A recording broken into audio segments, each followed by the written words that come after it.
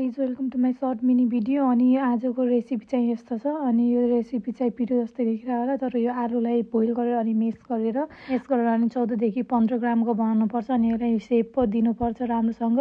अनि सेप दिएर मजाले चाहिँ यसलाई थालीमा राख्नु। अनि यसलाई चाहिँ फ्रोजनमा राख्नुपर्छ कि साथीहरू। अनि पछि मैले यो पुरै बनाइसकेँ। अनि लुक लास्टमा यस्तो आइरहेछ। अनि फेरि मैले चाहिँ बनाइसकेपछि अनि सरसफाइतिर लागिरहेको थिएँ। एकदम सफा गर्नुपर्छ कि सानो पनि कहीँनिर फोडिदियो भने त्यसलाई 4-5 चोटि अझै चाहिँ सफा गर्नैपर्छ, नत्र यता चाहिँ गाह्रो हुन्छ है साथीहरू।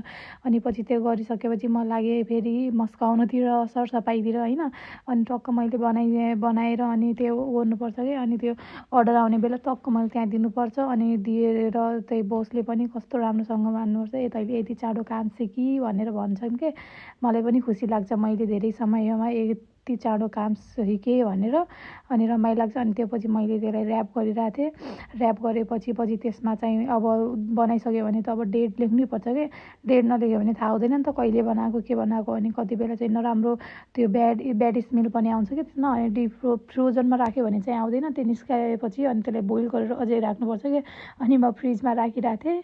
अनि फ्रोजनमा राखेपछि अनि चाहिँ तल पनि उस्तो कि फ्रोजन नजम्ने, आइस नजम्ने ठाउँमा राख्नुपर्छ। अनि राखेर अझै म सरसफाइ गरिरहेको थिएँ। एकै कामलाई 4-5 चोटि गर्नुपर्छ कि।